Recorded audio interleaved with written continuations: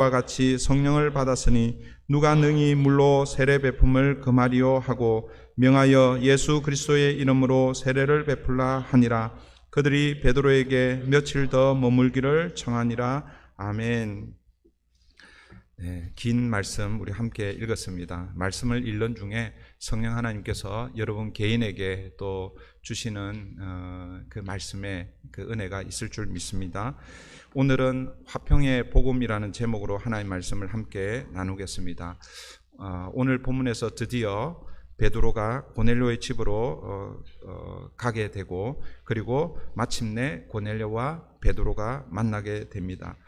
여러분, 이 두 사람의 만남은 단순히 한 사람과 한 사람의 만남이라고 그렇게 생각하면 안 됩니다.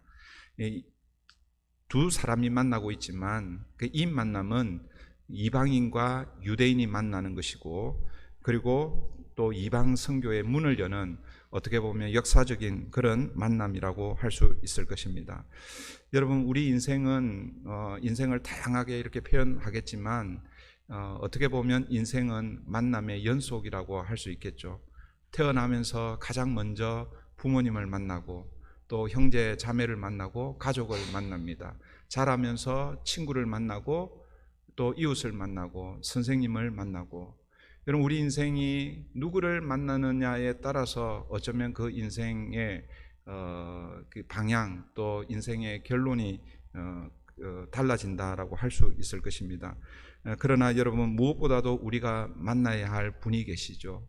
여러분, 아무리 이 땅에서 가장 높은 사람을 만나고 그리고 가장 높은 위치에 있다 할지라도 이 한 분을 만나지 못하면 그 인생은 마지막에 헛된 인생이 될 것입니다.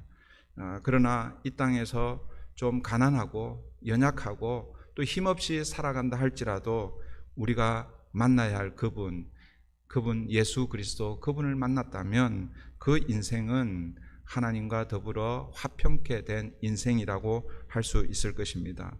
오늘 본문은 그동안 하나님의 존재를 알고 있었고 그래서 하나님을 경외하며 구제와 기도로 하나님 앞에 그의 삶이 기억된 한 인생이 이제 마침내 화평의 복음이신 예수님을 만나고 있는 장면입니다.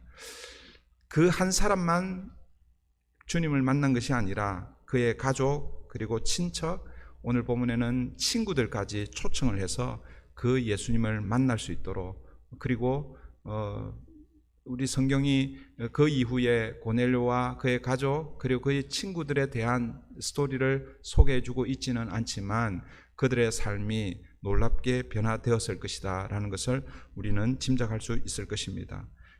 그 은혜가 오늘 저와 여러분 가운데도 있기를 바랍니다. 오늘 본문 23절 하반절을 다시 봅니다. 이튿날 일어나 그들과 함께 갈새 요바에서 온 어떤 형제들도 함께 가니라. 베드로는 고넬료가 보낸 사람들과 함께 가이사라로 가는데 요바에서 온 형제들과 함께 가고 있습니다. 사도행전 11장에 가보면 함께 간 이 형제들이 6명이라고 그렇게 우리에게 알려주고 있습니다. 다음 주에 우리가 보게 될 텐데요. 왜 베드로가 또 이 요바에 이 6 형제들은 다 할례를 받은 유대인들이고 그리고 유대인 그리스도인들이라고 그렇게 볼 수 있습니다. 이들을 데리고 간 이유가 무엇일까? 여러 가지 이유가 있겠지만 아마 베드로는 좀 불안하지 않았을까 그런 생각을 해봅니다. 그 말은 뭐냐면 이제 가이사라의 이방인 고넬료 집에 가는데 자기 혼자 가기가 깨림칙하다고 그래야 할까요? 어쨌든 여러 가지 염려와 걱정이 있었지 않았을까? 그 말은 이방인에 대한 장벽이 여전히 베드로에게 있었다라고 이렇게 우리가 생각할 수 있을 것입니다. 어쨌든 이 베드로가 고넬료의 집에 도착했을 때에 고넬료는 이 베드로를 어떻게 맞이하고 있습니까? 24절 보십시오. 이튿날 가이사라에 들어가니 고넬료가 그의 친척과 가까운 친구들을 모아 기다리더니, 고넬료는요 자기 가족들만 모여서 베드로를 기다린 것이 아니라 아마 그가 부를 수 있는 친척들을 다 부르고 그리고 가까운 친구들을 다 불러놓고 베드로를 기다리고 있었습니다. 그런데 여러분, 실제 이 고넬료가 기다린 것은 베드로 그 한 사람을 기다린 것이 아닙니다. 베드로가 가져올 하나님의 말씀, 베드로를 통해서 주실 그 한 천사를 통해서 보여주신 그 환상, 너의 구제와 기도가 상달되었다라고 전달하시면서 베드로를 청하라고 했을 때에 베드로를 통해서 주실 그 말씀을 사실은 기다리고 있었던 것이죠. 어떻게 알 수 있습니까? 베드로가 고넬료에게 자신을 왜 불렀느냐라고 그렇게 물었을 때에 고넬료의 대답을 보면 알 수 있습니다. 여러분 29절 마지막 부분을 보시면 부름을 사용하지 아니하고 왔노라 묻노니 무슨 일로 나를 불렀느냐. 베드로가 고넬료에게 나를 왜 불렀느냐라고 그렇게 물었을 때에 고넬료의 대답이 30절부터 33절입니다. 33절만 한번 보겠습니다. 내가 곧 당신에게 사람을 보내었는데 오셨으니 잘하였나이다. 이제 우리는 주께서 당신에게 명하신 모든 것을 듣고자 하여 다 하나님 앞에 있나이다. 이 고넬료의 대답을 통해서 고넬료가 기다린 것은 베드로이긴 하지만 그러나 사실은 베드로가 가져올 그 말씀을 기다리고 있다라는 것이죠. 우리는 주께서 당신에게 명하신 모든 것을 듣기 위하여 하나님 앞에 서 있습니다. 지금 고넬료는 누구 앞에 서 있습니까? 베드로 앞에 서 있죠. 그런데 고넬료는요 뭐라고 대답합니까? 하나님 앞에 서 있습니다 라고 이렇게 얘기하는 거예요. 이걸 보통 하나님 앞에서라는 것을 우리 라틴어로 코람데오라고 그렇게 말하죠. 하나님 앞에 서 있다라는 것이죠. 여러분 하나님 앞에 서 있다라는 것은 지금 비록 베드로를 통해서 하나님이 말씀하시지만 그러나 베드로의 말로 듣지 않고 누구의 말로 듣겠다는 것입니까? 하나님의 말씀으로 듣겠다라는 그런 자세인 것입니다. 사랑하는 성도 여러분, 오늘 우리는 예배의 자리에 서 있습니다. 그런데 가만히 보니까 여러분들은 제 앞에 서 있네요. 그죠? 예배로 함께 서 있지만 서 있는 게 아니고 앉아 있네요. 네. 그런데 여러분 어떤 마음으로 앉아 있습니까? 하나님 앞에 앉아 있습니까? 아니면 박진석이라는 한 인간, 한 목사의 설교를 들으려고 혹시 앉아 있지는 않습니까? 그 설교를 들을 때 일단 한번 어떤 설교를 할까? 오늘 오시면서 제일 먼저 자리에 앉으시면서 주보를 펼쳤을 거예요. 그죠?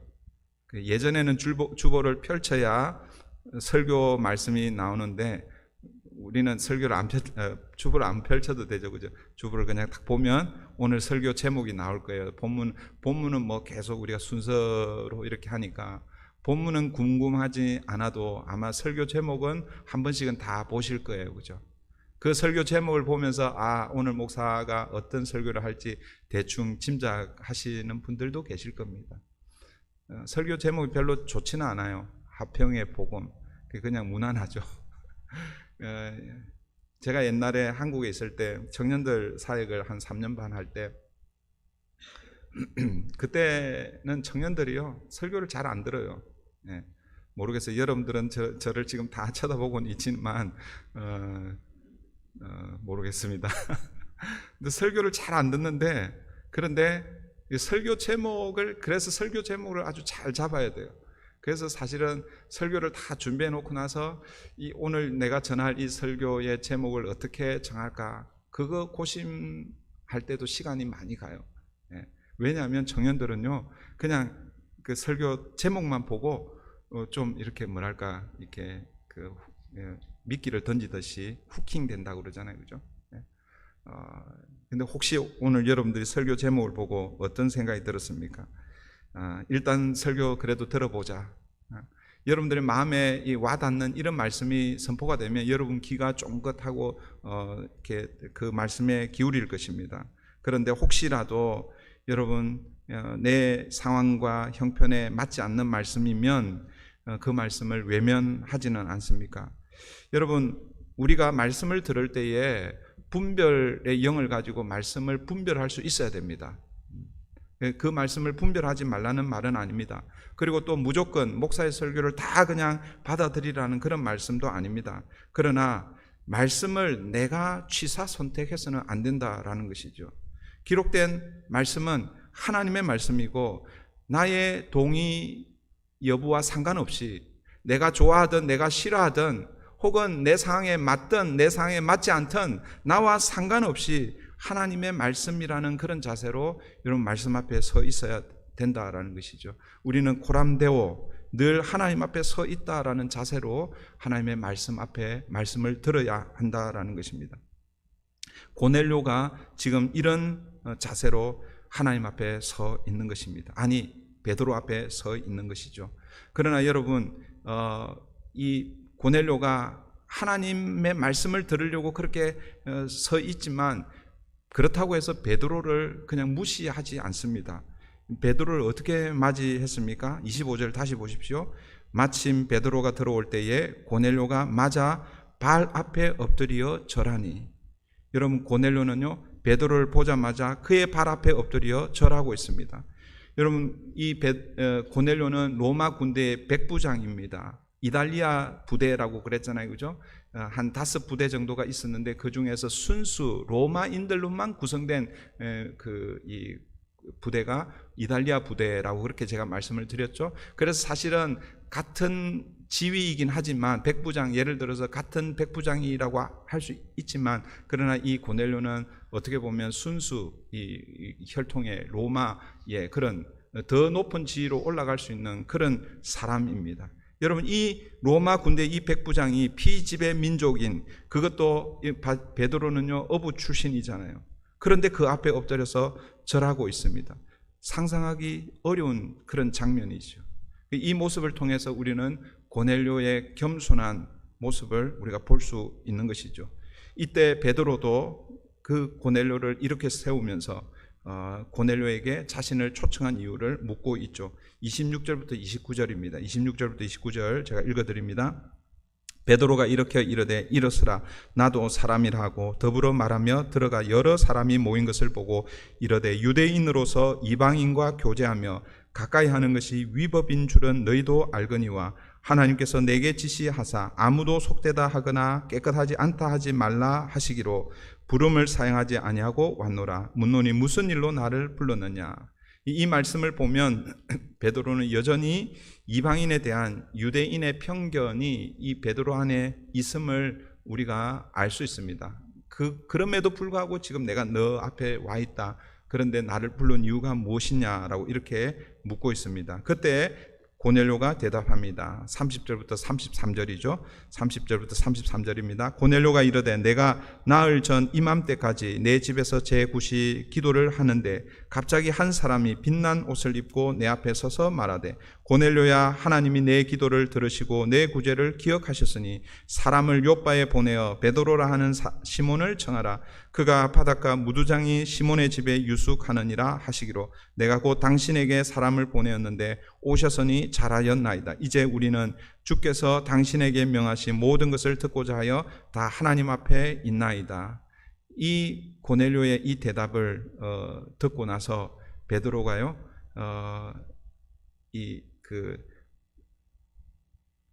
자기가 그 요바에서 본 그 환상의 의미가 무엇인지를 분명히 깨닫게 되었을 것입니다. 그래서 이렇게 고백합니다. 34절 35절 보십시오.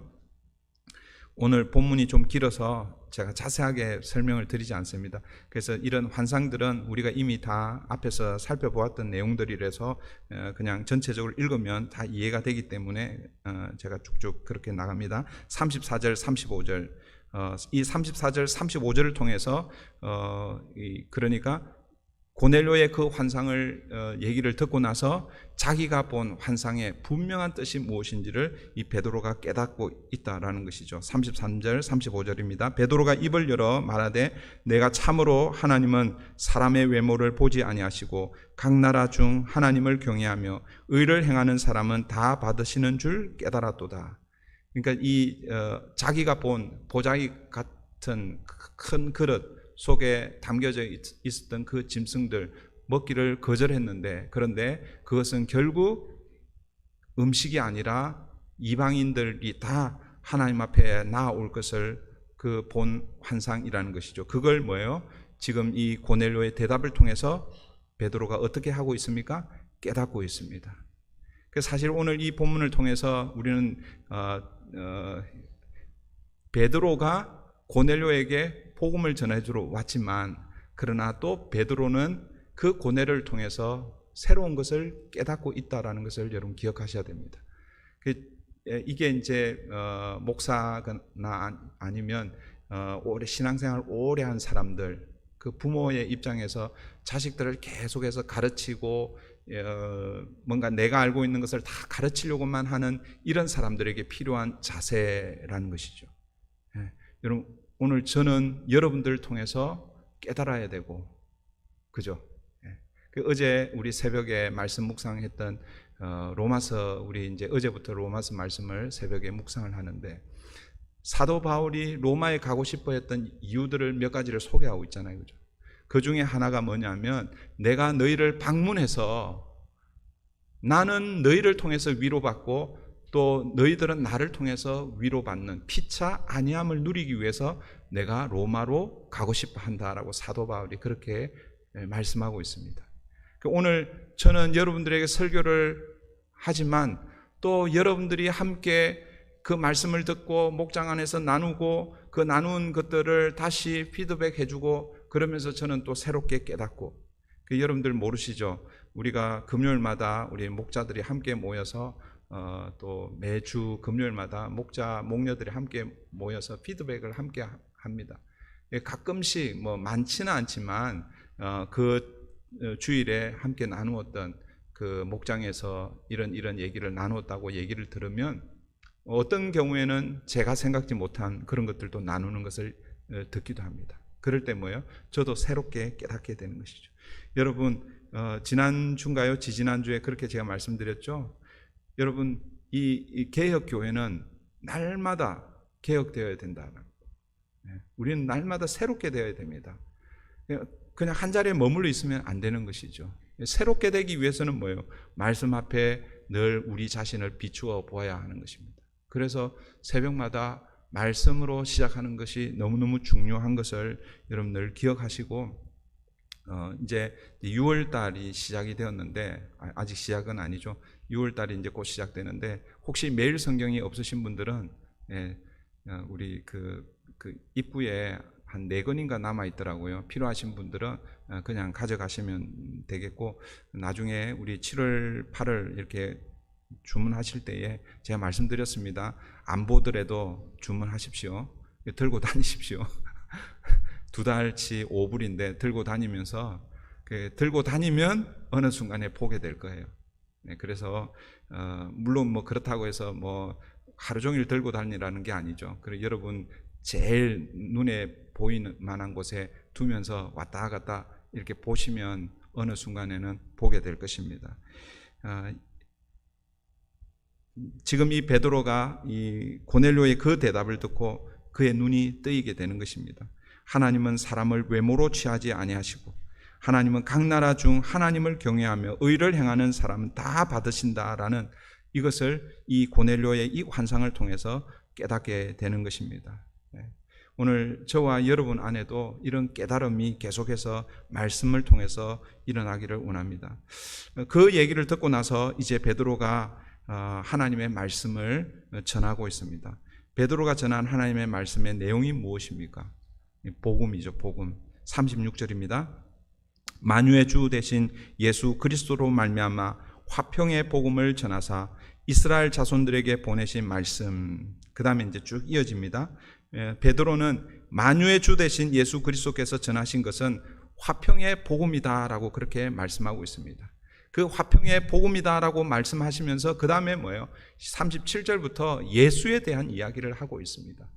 어제 우리 새벽에도 보았잖아요, 그죠? 사도 바울이 이 하나님의 복음을 위해서 내가 택정함을 받고 사도로 부르심을 받았다라고 그렇게 1절에서 소개하고 나서 2절에서 이 복음이 뭔지를 소개하고 있습니다. 하나님의 아들에 관한 것인데, 그런데 뭐예요? 이 아들은 구약에서 이미 예언된 그 아들이고 육신의 혈통으로는 다윗의 자손으로, 그리고 성결의 영으로는 하나님의 아들로서 십자가에 죽으셨다가 부활하심으로, 그리고 하나님의 아들로 선포되셨다, 확정되셨다라고 그렇게 말씀하시면서 곧 우리 주 예수 그리스도다라고 그렇게 사도 바울이 복음이 무엇인지 분명하게 우리에게 말씀해 주고 있습니다. 그리고 오늘 본문은 그 복음을 이렇게 소개합니다. 화평의 복음이라고 말씀합니다. 여러분, 왜 화평의 복음이라고 그렇게 소개하고 있을까요? 이유는 간단하죠. 예수님께서 하나님과 원수되었던 우리 인간을 화평케 하기 위해서 이 땅에 오신 것이죠. 로마서 5장 10절에 보면 곧 우리가 원수되었을 때 그의 아들의 죽으심으로 말미암아 하나님과 화목하게 하셨습니다. 예수 그리스도께서 이 땅에 오셔서 십자가의 죽으심으로 하나님과 원수되었던 우리를 화목하게 하셨다, 화평케 하셨다라는 것입니다. 그래서 뭐예요?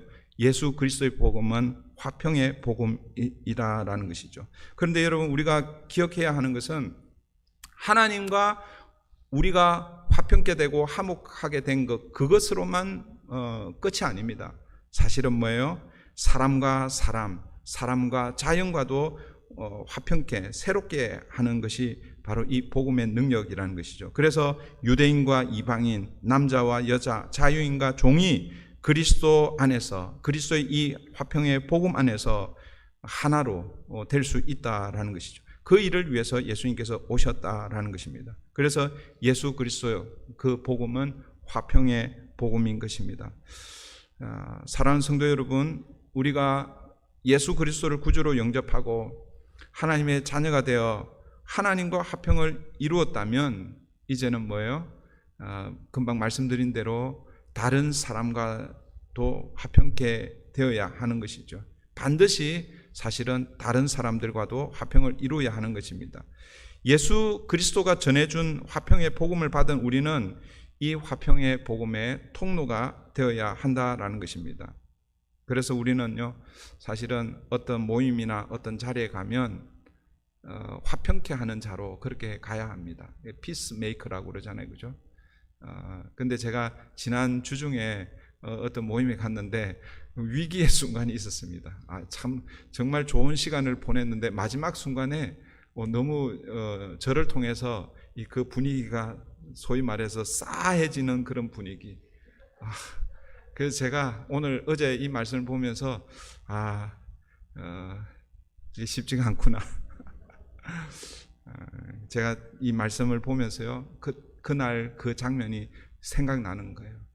근데 그 전날 밤에 어떻게 무마를 하고 그 다음날 아침에 이제 새벽에 다시 그분을 이제 만나고 뭐랄까요, 그 그룹 이렇게 들어가서 만나야 되는데 사실은 마음이 편치가 않았어요.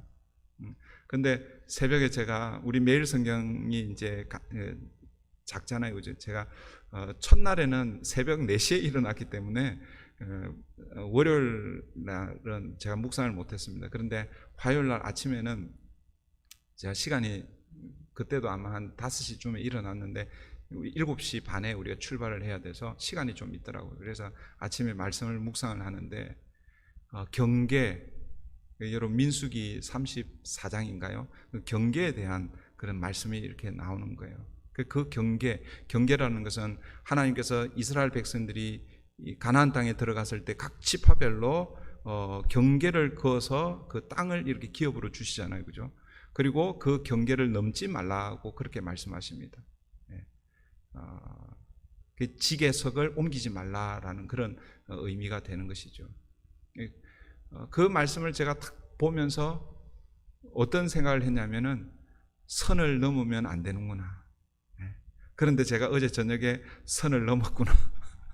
그래서 다시 한 번 더 하나님께 소위 말해서 회개하고 그날 아침에 제가 그 목사님께 가서 솔직하게 그런 얘기를 나누었습니다. 피스메이커, 화평케 하는 자. 여러분 어디를 가든지 여러분 때문에 여러분의 모임이 화평을 이루는 그런 모임 되기를 바랍니다. 저는 오늘 이제 이 잘못된 예를, 이그젬플을 여러분들에게 드린 거예요. 제가 어쨌든 잘 마무리하긴 했지만 하여튼 어려운 순간이 있었습니다. 여러분 베드로가 계속해서 36절의 말씀을 예수 그리스도 그분은 화평의 복음이다라고 말씀하고 나서 그 다음에 37절부터 40 몇 절입니까? 43절까지 그 예수의 복음, 이 화평의 복음이신 예수가 어떤 분이신지를 쭉 소개하고 있습니다. 그래서 베드로의 설교의 내용이라고 할 수 있겠죠. 근데 설교의 내용인데 예수님에 대한 내용입니다. 제가 자세하게 살펴보지는 않고 간단하게 보겠습니다. 37절부터 38절은요, 예수님의 공생의 사역에 대해서 언급하고 있고, 그리고 39절은 예수 그리스도의 십자가에 대해서 말씀합니다. 공생의 3년을 보내고 나서 그 공생의 3년은 결국 어디를 향해서 어디를 위한 공생의 3년입니까? 바로 십자가를 향한 3년이죠. 그래서 십자가 죽으심을 말씀하고 있고, 그리고 그 베드로와 그리고 그 믿는 자들은 그 십자가의 증인이라고 그렇게 말씀하고 있습니다. 그리고 40절에는 예수님의 부활에 대해서, 예수 그리스도 십자가의 죽으심과, 그리고 우리는 그 십자가의 증인인데 무엇에 대한 증인이냐면 부활에 대한 증인이다. 그리고 41절은 부활하신 후 예수님이 자신을 보이셨는데 모든 자들에게 보이신 것이 아니라 택하신 증인들 곧 제자들에게 보이셨다라고 이렇게 말씀합니다. 왜 예수님께서 모든 사람에게 부활하신 것을 보이지 않고 택하신 제자들에게만 보이셨을까?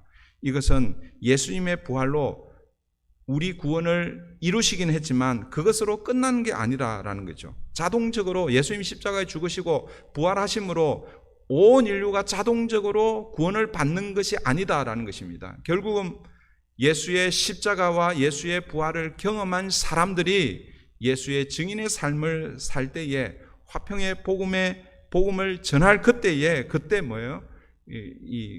예수의 그 십자가 사건, 그 부활, 그 복음이 온전케 됨을 우리에게 보여준다라는 것입니다.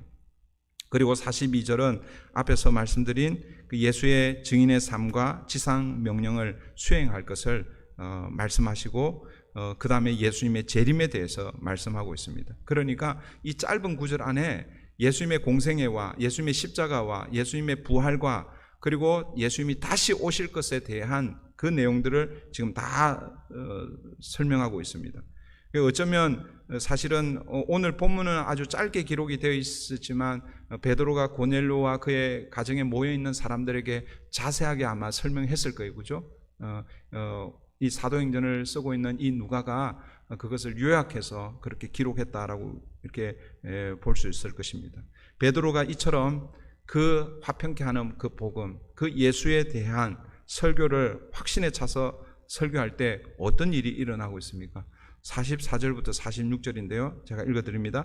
베드로가 이 말 할 때에, 그러니까 지금 앞에서의 그 설교를 이야기하는 거예요. 그 설교를 할 때에 성령이 말씀 듣는 모든 사람에게 내려오시니 베드로와 함께 온 할례 받은 신자들이 이방인들에게도 성령 부어주심으로 말미암아 놀라니 이는 방언을 말하며 하나님 높임을 들음이러라. 베드로가 예수의 복음을 전하고 있는데 그때 성령이 그들 위에 임하는 것을 베드로뿐만 아니라 베드로와 함께 온 이 할례 받은 유대인, 유대 그리스도인들도 그걸 경험하게 되는 것입니다. 다음 주에 보게 될 11장에 가면 이 사건을 다시 한 번 더 언급하고 있거든요. 언급하는데 베드로가 뭐라고 얘기하냐면 우리가 경험한 그 성령의 은혜를 경험했다라는 거예요. 그 우리가 경험했다는 게 뭐냐면 사도행전 2장 오순절 성령 사건, 그 사건을 이야기하는 거예요. 그 오순절 성령 강림 그 사건이 오늘 이방인 이 가정에도 똑같이 일어나는 것을 나만 경험한 것이 아니라 나와 함께한 6 형제들도 다 경험했다라는 것을 다음 주 본문에서 그렇게 소개하고 있습니다. 그러니까 지금 오늘 여기에 모인 이 6명이 놀라고 있습니다. 그래서 베드로는 이방인들 가운데 성령이 임하는 것을 보고 다음과 같이 결론을 내립니다. 그게 47절, 48절입니다. 47절, 48절 우리 다 같이 한번 읽어보겠습니다. 시작. 이에 베드로가 이르되 이 사람들이 우리와 같이 성령을 받았으니 누가 능히 물로 세례 베품을 금하리요 하고 명하여 예수 그리스도의 이름으로 세례를 베풀라 하니라. 그들이 베드로에게 며칠 더 머물기를 청하니라. 아멘. 여러분 오늘은 제가 강구를 드리진 않았는데 오늘은 오순절 성령 임하신 성령 강림 기념주일입니다. 그러니까 부활절 이후 50일째 되는 오순절 날 성령이 임했잖아요, 그죠? 그 기념하는 주일인데 고넬료 가정에 하나님을 경외하고 구제와 기도가 하나님 앞에서 상달되고 그리고 그 하나님을 사모할 때에 베드로가 와서 설교하고, 사실 제가 오늘 이 본문 제목을 이렇게 잡으려고 했습니다. 백부장 고넬로 집의 부흥회, 뭐 이렇게 잡으려고 그랬어요.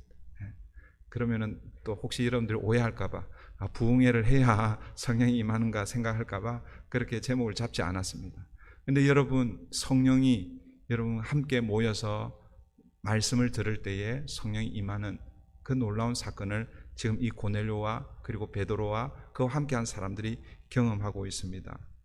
오늘 저와 여러분, 우리 교회 가운데도 그 성령의 은혜가 우리 가운데 여러분 개인에게 그렇게 임하기를 소원합니다.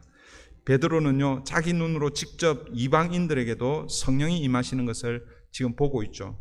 그래서 베드로는 성령이 임함을 보고 이들에게 세례 주는 것, 그 말 사람이 누가 있겠느냐 하면서 세례를 주고 있습니다. 여러분, 성령은 오순절 그 절기 때 임했던 그 동일한 성령입니다. 한 성령이 임했고, 그리고 또 세례를 받을 때 결국 그 세례도 한 세례라는 것을 우리가 이해할 수 있습니다. 그리고 48절 마지막에 이 세례를 받은 이방인 형제들이 뭐라고 고백합니까? 마지막 48절 마지막 부분을 보십시오. 그들이 베드로에게 며칠 더 머물기를 청하니라. 그냥 단순히 이렇게 기록이 되어 있지만 지금 뭐예요? 베드로와 함께 더 머물면서 교제하기를 원하는 것이죠. 한 성령이 임하고 한 세례 가운데서 무엇이 일어나고 있습니까? 한 교제가 일어나고 있는 것이죠. 복음 안에서 모든 편견과 장벽이 무너진 것입니다. 복음 안에서 유대인과 이방인이 한 형제가 된 것입니다. 고넬료 집에서 일어난 이 역사는 사실 참으로 놀라운 역사가 아닐 수 없습니다.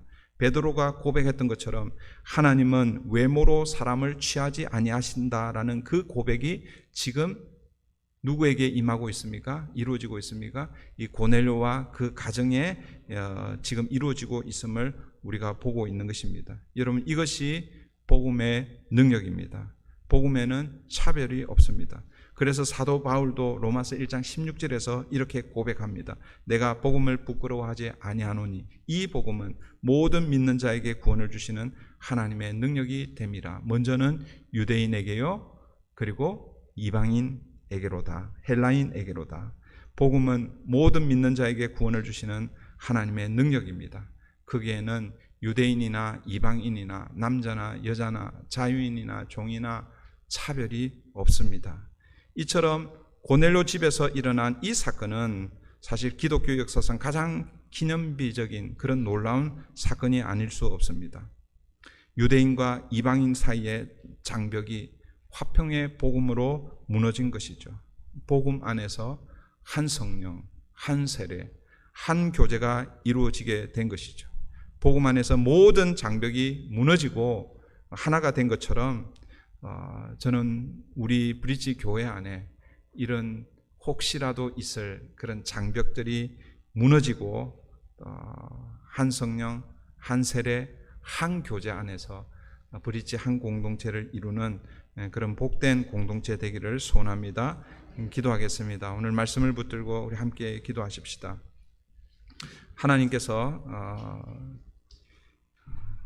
환상을 통해서 두 사람의 기도 시간에 환상으로 말씀하시고 그 두 환상이 베드로와 고넬료가 만남으로 말미암아 그들 안에 있었던 그런 장벽들이 무너짐으로 새로운 놀라운 공동체가 새롭게 탄생하는 장면을 오늘 우리 함께 보게 되는데, 하나님, 우리 교회 안에도 성령의 역사로 말미암아 복음의 역사로 말미암아 특별히 화평케 하는 이 복음으로 말미암아 여러분, 우리 가정이 먼저 하나 되게 하시고 우리 목장이, 우리 선교회가, 우리 브릿지 교회가 우리 안에 혹시라도 있을 그런 장애물들이 제거되고 한 교제 안으로 나아가는 그런 아름다운 공동체, 건강한 교회, 또 그 교회에 속해 있는 우리 모든 성도들이 행복한 또 신앙생활을 할 수 있도록 이 시간 우리 말씀을 붙들고 같이 기도하겠습니다. 좋으신 하나님 감사합니다.